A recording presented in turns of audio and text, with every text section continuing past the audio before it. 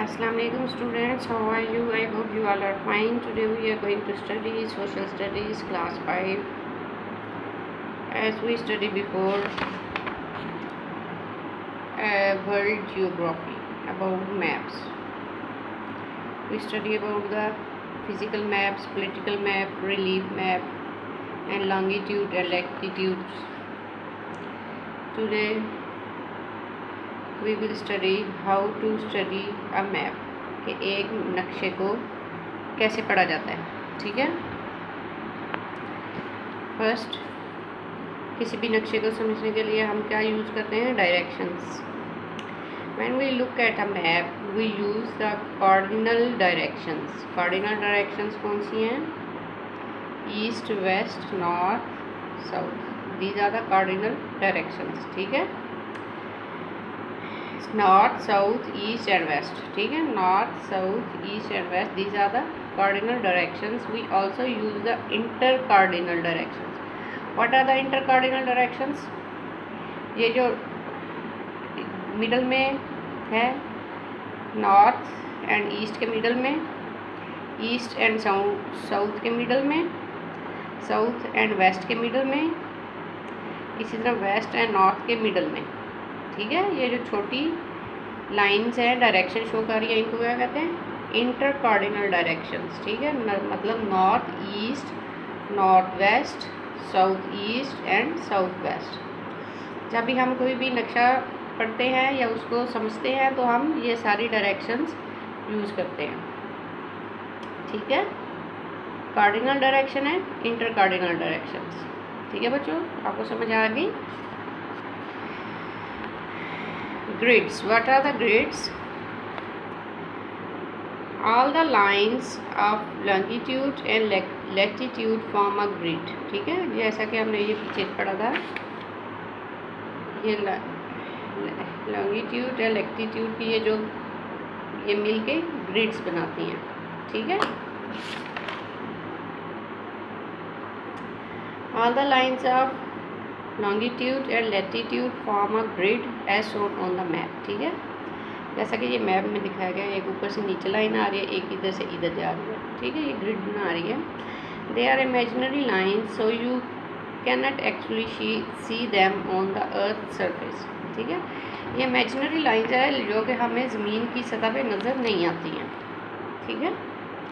To find a place on a map we find its grid reference.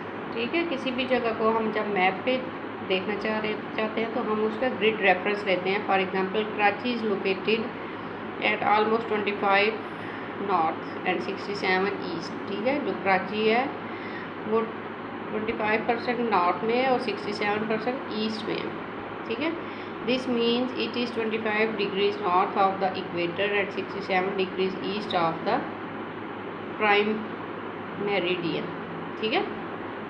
ये होगी grids की use. आगे आते हैं keys. What are the keys?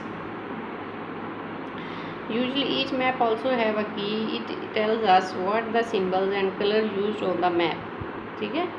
जिस तरह मुख्तलिफ़ चीज़ों को शो करने के लिए मुख्तलिफ़ कलर्स बताए जाते हैं, उनको कहते हैं keys. Usually each map also has a key. It tells us what the symbols and color used on the map. Means color, symbols and pattern help us to find things more easily. ठीक है. On a map. We also need to know how big the area actually is. This is shown by a scale. ठीक है. जो scale है वो show करता है कि कोई चीज़ कितनी बड़ी है, और जो कलर, सिम्बल्स और पैटर्न होते हैं वो हमें बताते हैं कि वो किस चीज़ के बारे में बता रहे हैं. ठीक है. जैसा कि अब मैं आपको दिखाती हूँ, ये आपको नज़र आ रहा है. These are the keys. इस कलर का मतलब होगा कि ये रोड है. जिस तरह ये आपको नीचे ये येलो कलर की रोड नज़र आ रही है. डॉटेड लाइन का मतलब है रेलवे है, रेलवे लाइन. ये जिस तरह आपको ये नज़र आ रहा है, इसका मतलब है ये सारी रेलवे लाइन है. इसी तरह इसका मतलब है कि ये रिवर है. ठीक है. रिवर आपको ये नज़र आ रहा है. सिमिलरली इस सिंबल का मतलब है कि यहाँ पे बिल्डिंग है. ठीक है. यहाँ पे आपको मुख्तलिफ ये सिंबल्स नज़र आ रहे हैं. इस सिंबल का मतलब है कि यहाँ पे मास्क है, मास्क में मस्जिद है। ये जिस तरह आपको ये नज़र आ रहा है, ठीक है। इस सिंबल का मतलब है कि वेल मीन कुएँ जो बने हुए हैं, ठीक है। जिस तरह आपको यहाँ पे ये नज़र आ रहा है। इन दोनों लाइन, छोटी छोटी लाइन्स का मतलब है कि यहाँ पे ब्रिज है, ठीक है। कोई भी ब्रिज शो करने के लिए दिखाया जाता है, जैसा कि ये अभी आपको ये नज़र आ रही है।